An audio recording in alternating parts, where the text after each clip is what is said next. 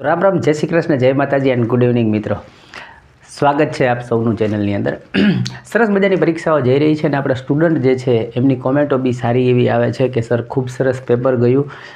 જેના મેં ફોટો જે છે એક વાત થઈ કે એવું મને કીધું કે સર વિજ્ઞાનના તમારા મટીરિયલમાંથી 10 પ્રશ્નો તો બેઠા આવ્યા સીધા. તો એ સારી વસ્તુ કહેવાય. એના સિવાયના જે પ્રશ્ન છે હતા બધા એમાંથી જ, પણ થોડાક ઇનડાયરેક્ટલી હોય અને તમારે સમજીને પ્રશ્ન કરવા પડતા હોય એ ટાઈપના પ્રશ્ન હોય છે.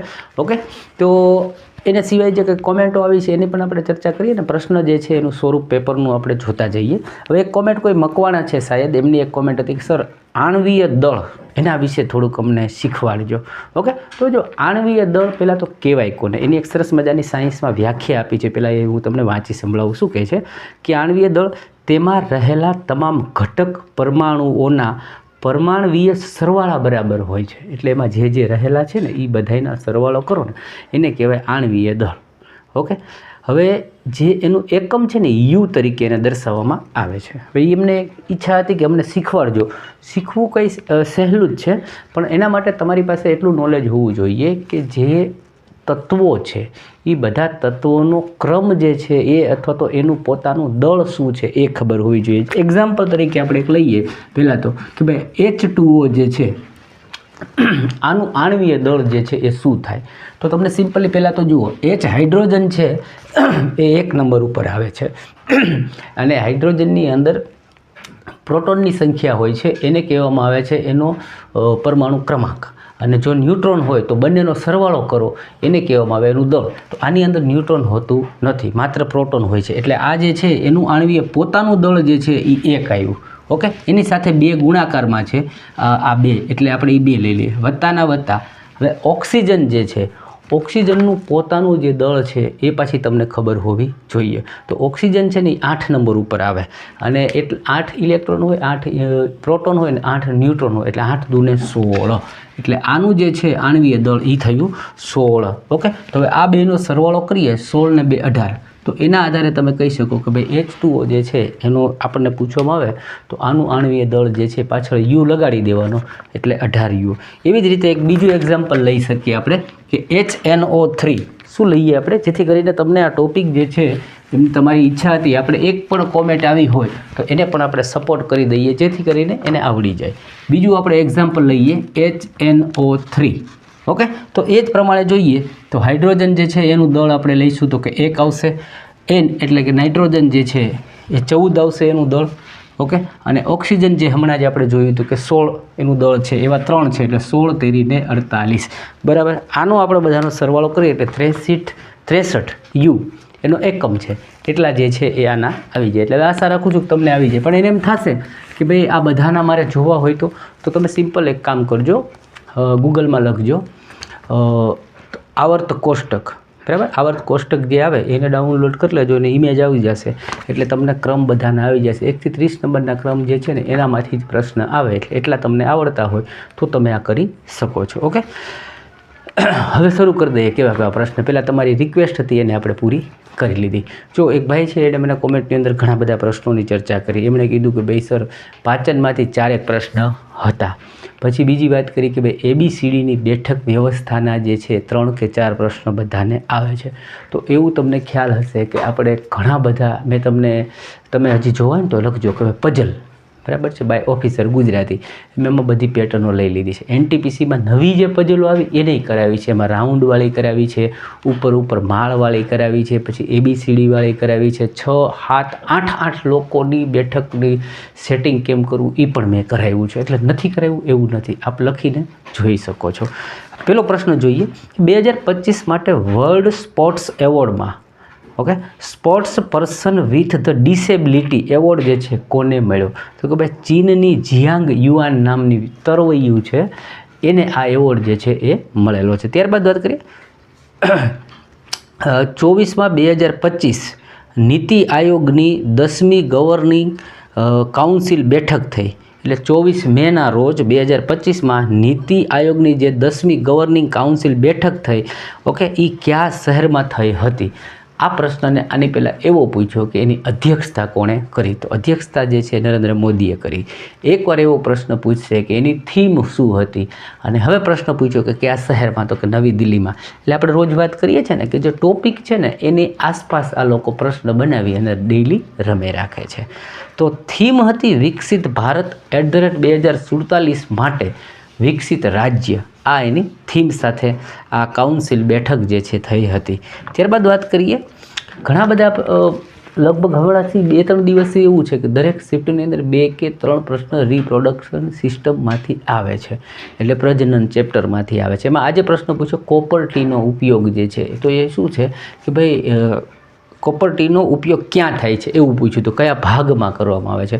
તો યુટ્રસની અંદર આ જે છે કોપર ટી મૂકવામાં આવે છે. એની અંદર કોપર વાયર જે છે એ લગાડવામાં હોય છે, અને ટી એનો શેપ હોય છે, ટી આકારનો, એટલા માટે હોય છે.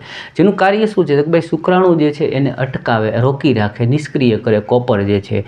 ઓકે, તો આ એનો ઉપયોગ છે, એના માટે આ પ્રશ્ન પૂછાયો. ત્યારબાદ આવ્યો પ્રશ્ન જીમેક્સ અભ્યાસ.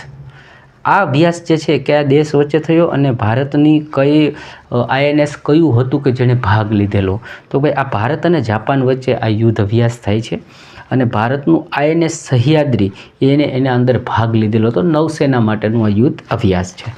આગળ જોઈએ, માર્ચ 2025માં મિશન ઓપરેશન બ્રહ્માની અંદર કયા જહાજનો ઉપયોગ રાહત સામગ્રી માટે કરવામાં આવેલો, તો આ જે મિશન બ્રહ્મા જે છે એ મ્યાનમાર અને થાઈલેન્ડની અંદર જ્યારે ભૂકંપ આવ્યો તો ભૂકંપગ્રસ્ત લોકો માટે અહીંયા આપણા ભારતની અંદરથી એવું કહેવાય કે ભાઈ અનાજ, એવી બધી ખાદ્ય સામગ્રીઓ જે છે સપોર્ટ કરવા માટે મોકલી હતી, અને એના માટે INS સતપુડા અને INS સાવિત્રીનો ઉપયોગ કરવામાં આવેલો. પછી પ્રશ્ન આવ્યો G20 સમિટનો એન્ટી કરપ્શન અધ્યક્ષતા કરનાર દેશ. એટલે G20 સમિટની અંદર બધા અલગ અલગ ટોપિક્સ આપ્યા, એમાં એન્ટી કરપ્શન ટોપિક ઉપર જેણે અધ્યક્ષતા કરી હોય એવો દેશ હતો સાઉથ આફ્રિકા, અને એને સપોર્ટની અંદર બ્રાઝિલ હતું એવું મને જાણવા મળ્યું કે ભાઈ 2 દેશના નામવાળા ઓપ્શનો હતા, એટલે એના સપોર્ટમાં બ્રાઝિલ હતું.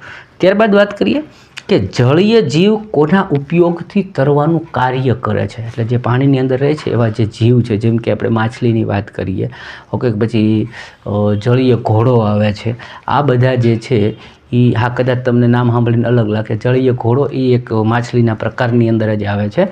એ બધા જ તરવા માટે બોડીના કયા અંગનો ઉપયોગ કરે, એટલે હાથ પગ નહીં પણ મસલ્સ આપેલા હતા, અને એની અંદર હતું કે ભાઈ એ મસલ્સ પેશી દ્વારા આ જે છે એ તરવાનું કાર્ય કરે છે. ત્યારબાદ વાત કરીએ, કયા પેરા એથ્લેટિકને 2025માં અર્જુન એવોર્ડ અપાયો, તો ઓપ્શનની અંદર જે હતું ને એમાં દીપ્તિ જીવાનજી નામના હતા, અને 17 પેરા એથ્લેટિક એવા છે કે જેમને અર્જુન પુરસ્કાર અપાયો. હવે જુઓ, મેં કહું છું એના જેવું છે કે ભાઈ કરંટની અંદર તો બહુ લોટ્સ ઓફ લિસ્ટ છે આપણી પાસે. હવે આપણે આ 17 નામ તો ખાલી આ થયા પેરાના, એના સિવાયના હોય તો એવા તમે મારા ખ્યાલથી 32 કે 34 વ્યક્તિ છે.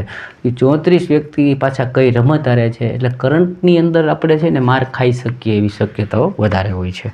ત્યારબાદ એવું જે થોમ્સને શેની શોધ કરી હતી, તો જે થોમ્સન છે એણે ઇલેક્ટ્રોનની શોધ કરી હતી. ઇલેક્ટ્રોન, પ્રોટોન અને ન્યુટ્રોન આ ત્રણેયની શોધમાંથી અલગ અલગ શિફ્ટમાં તમને ક્વેશ્ચન્સ જોવા મળી રહેશે.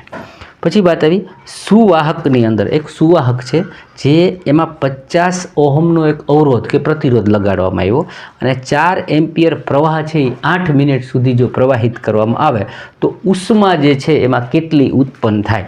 તો આ પ્રશ્ન આપણે ટેસ્ટમાં બી કરેલો છે. હીટ એટલે કે ઉષ્મા જે છે એના માટેનું તમને સૂત્ર જે છે એ આવડવું જોઈએ.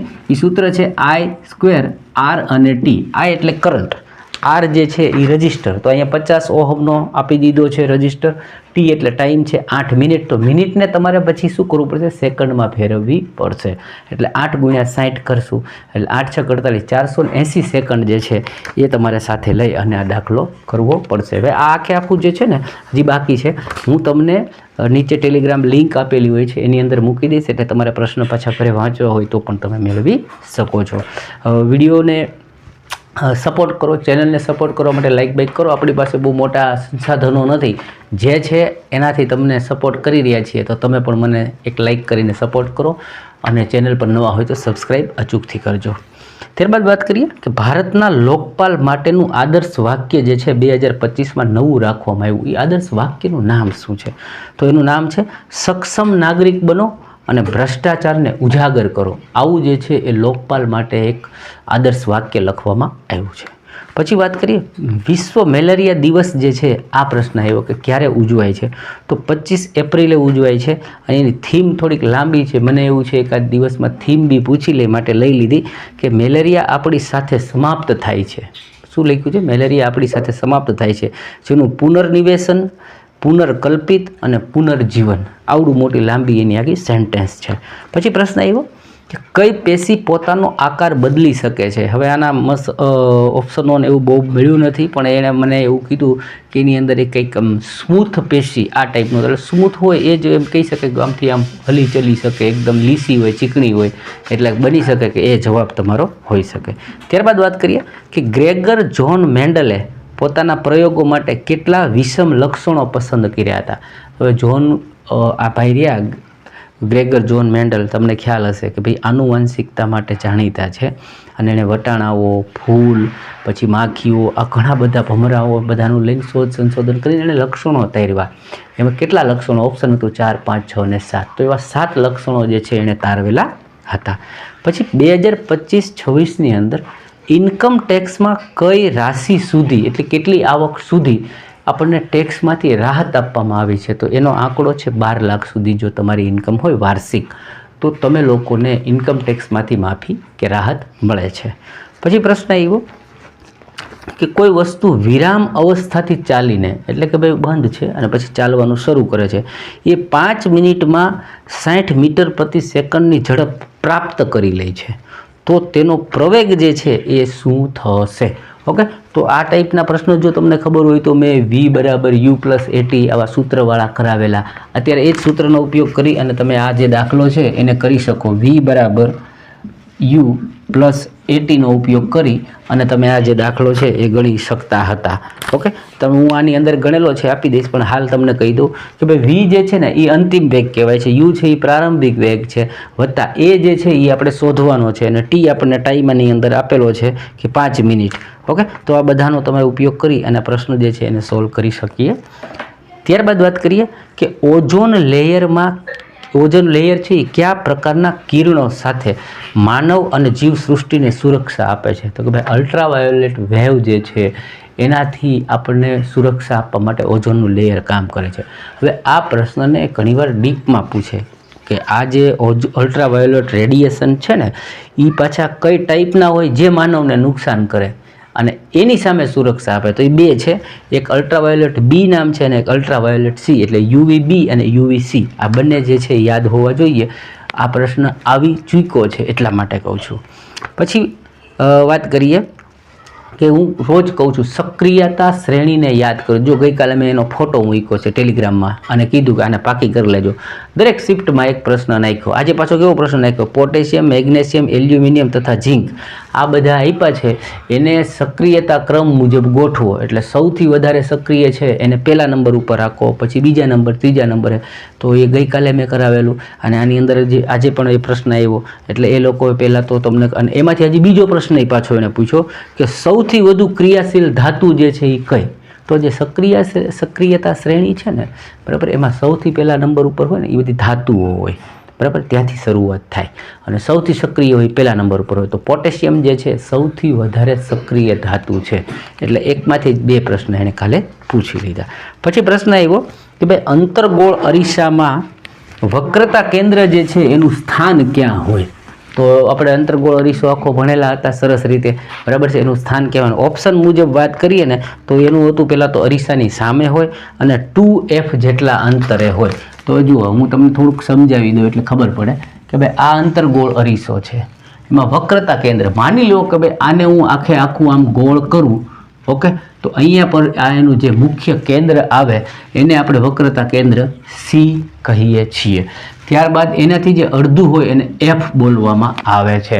હવે આપણું મટીરિયલ જે છે ને એને જો તમે જુઓ ને તો મેં પહેલો જ પ્રશ્ન મૂક્યો છે, બરાબર છે, કે F છે ને એ કેવડું હોય? તો એને વક્રતા કેન્દ્રથી અડધું હોય, એટલે રેડિયસ ત્રિજ્યા જે છે એ આ F થી ડબલ હોય. આવો આપણે પહેલો જ પ્રશ્ન લીધો છે. એટલે મેં કીધું ને કે પ્રશ્ન બધા આમાંથી જ આવશે, મારા મટીરિયલમાંથી જ હોય, પણ એને તમારે સમજવું પડે. એનો જ ઉપયોગ કરીને આડા અવળો પ્રશ્ન તો બનાવ્યો જોઈએ. તો હવે જુઓ, આ અરીસો છે, તો એને મેં પ્રશ્નમાં ઓપ્શન હોય અરીસાની સામે, તો અરીસાની સામે છે, અને એની જે આ જગ્યા થઈ આ 1F ને આ 2F, એટલે એ કેટલો હોય તો કે 2F જેટલી હોય. બસ આ જ પ્રશ્ન હતો. આપણે ખાલી જગ્યા આવી પહેલી જ બનાવી છે આપણા મટીરિયલમાં. ઓકે, તો વાત કરી મટીરિયલની. જો લેવું હોય તો તમે મારો નંબર તો દરેક વિડીયોમાં આપું જ છું. 100 રૂપિયાની અંદર સાયન્સનું મટીરિયલ છે, લેવું હોય તો લઈ લેજો. ત્યારબાદ વાત કરીએ કે જો કોઈ વસ્તુનો વેગ ડબલ કરી દેવામાં આવે. ઓકે, ત્યારબાદ પાછો એક ન્યુમેરિકલ પ્રશ્ન આવ્યો કે જો કોઈ વસ્તુ છે એનો વેગ આપણને કીધું કે ડબલ કરી દેવામાં આવે તો એની ગતિજ ઉર્જા જે છે એમાં કેટલો ફેર પડે. તો આ પ્રશ્ન એક વખત એવી રીતે આવેલો છે અને આજે ફરીથી પૂછ્યો. તો આની અંદર શું હોય? જો ડબલ કરી દેવામાં આવે એટલે વેગ જે છે, માનો કે પેલા 1 છે તો 1નો વર્ગ 1 જ રહે. હવે ડબલ કરી દીધો એટલે કે 2 કરી દો તો 2નો વર્ગ શું થયો તો કે 4 થયો. એટલે અહીંયા આપણે જોઈએ તો ગતિજ આ ઉર્જાનું સૂત્ર છે, કાઇનેટિક એનર્જી બોલે 1/2 mv², આ સૂત્ર છે. ઓકે, તો પહેલાં 1 થતી હતી, હવે શું થઈ ગઈ 4. એટલે કે ભાઈ જો વેગને ડબલ કરવામાં આવે તો ઉર્જા જે છે ને 4 ગણી થઈ જાય. આ પ્રશ્ન દરેક પરીક્ષામાં આ લોકો પૂછે સૂત્રના માંથી. કા દાખલો પૂછે, શું દાખલો ન પૂછો તે સૂત્રના ઉપયોગમાંથી ક્વેશ્ચન્સ બનાવી નાખે. ઓકે, પછી જોઈએ હજુ આટલા પ્રશ્ન જે છે એ આપણે લઈ લીધા. હવે એના સિવાય તમને ખ્યાલ હોય તો આપણે ગઈકાલે પેલું ભણ્યા પ્રકાશ, પ્રિઝમ, બરાબર છે, પછી સૂર્યલાલ દેખાવ, બધી વસ્તુ લીધી ને. ગઈકાલે મેં કીધું ને કે હવે આ પ્રશ્ન લે, એમાંથી આજે પ્રશ્ન એણે લઈ લીધો સીધો. તમને ખ્યાલ છે મેં પ્રિઝમ દોરી અને એનો ફોટો મૂક્યો હતો કે ભાઈ ઉપર છે એ લાલ છે એટલે એ ઓછો વળાંક વળે, અને નીચે જાંબલી હોય તો સૌથી વધારે જાંબલી જે છે એ વળાંક વળે. ઓકે, એટલે વિચલન થવું, ચલન એટલે ચાલવું અને વી એટલે વળીને ચાલવું. તો સૌથી વધારે કયું વળ્યું અને સૌથી ઓછું કયું વળે? આ પ્રશ્ન આપણે કાલે બોર્ડ ઉપર જોયો હતો. એનો મતલબ કે આપણે જે અંદાજ મારીએ છીએ ને એના ટાઈપના પ્રશ્ન પૂછે જ છે.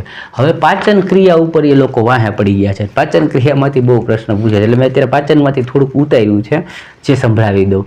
કદાચ કાલ તમારા પેપરમાં આવી જાય ને કામ લાગી જાય. જો પેલું છે કે જઠર ગ્રંથિઓ જે હોય ને આપણા જઠરની અંદર, એની અંદરથી HCl, પછી પ્રોટીનનું પાચક કરે એવું પેપ્સિન અને શ્લેષ્મનો સ્ત્રાવ કરે છે. તમને પ્રશ્ન આવશે કે ભાઈ પેપ્સિન, ઓકે, પ્રોટીન પાચક પેપ્સિન અને શ્લેષ્મનો સ્ત્રાવ કોણ કરે? તો કે જઠર ગ્રંથિઓ કરે. પછી આમાં એક સરસ મજાનો એક પ્રશ્ન જે છે ને એ હવે 2-5 દીમાં તમને જોવા મળશે. એ લોકો શું કરે એની માટે એક વસ્તુ પહેલાં સમજી લઈએ કે જે પ્રાણીઓ ઘાસ ખાય ને, બરાબર છે, એના નાના આંતરડાની લંબાઈ મોટી હોય, અને જે માંસાહારી છે એનું નાનું આંતરડું જે છે ને એ નાનું હોય ઓલાની સાપેક્ષમાં. એટલે હવે તમને પ્રશ્ન આપશે શું ખબર છે કે 3 નામ એવા આપશે કે જે શાકાહારીના હોય, અને એની સામે એ જે શાકાહારી 3 નામ માંસાહારીના આપશે ને 1 શાકાહારીનો આપશે. ઓકે, એ 3 નામ એવા લેશે માંસાહારીના કે જે મોટા હોય અને પેલું નાનું હોય. પછી પૂછશે કે આમાં સૌથી લાંબુ આંતરડું કોનું હશે? ઓકે, તો સૌથી લાંબુ આંતરડું તમારે યાદ રાખવાનું, એમાં ઓપ્શનમાં બકરી આપશે, સસલું આપશે, એવું કંઈ હોય ને એનું આવશે. કારણ કે એ લોકોને સેલ્યુલોઝનું પાચન કરવું, જે ઘાસની અંદર આવેલું સેલ્યુલોઝ છે એને પાચન કરવા માટે લંબાઈવાળું આંતર જોઈએ.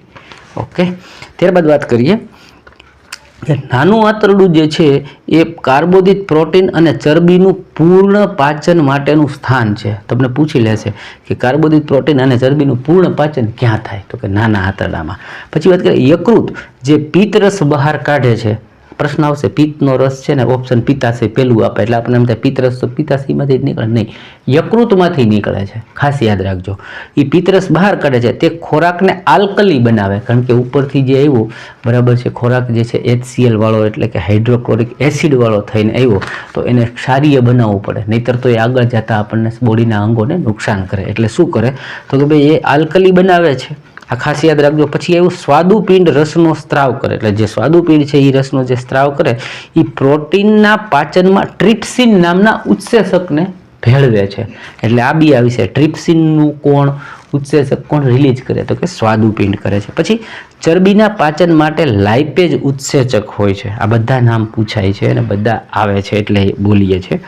ત્યારબાદ નાના આંતરડામાં જે ગ્રંથિઓ છે જે સ્ત્રાવ કરે છે તેનાથી પ્રોટીન જે છે એ એમિનો એસિડમાં, ખાસ યાદ રાખજો, એ નાના આંતરડામાં જે ગ્રંથિઓ આવેલી છે એ જે સ્ત્રાવ કરે ને એ શું કરશે તો કે એનાથી પ્રોટીન છે એ એમિનો એસિડમાં જાય, કાર્બોદિત ગ્લુકોઝમાં અને ચરબી જે છે એ ફેટી એસિડમાં તથા ગ્લિસરોલની અંદર આનું બધાનું ગ્લિસરોલમાં આ બધાનું રૂપાંતર થાય. એટલે આ ટાઈપના ક્વેશ્ચન્સ છે આજે 3 કે 4 આવ્યા આ બધી અલગ અલગ શિફ્ટમાં.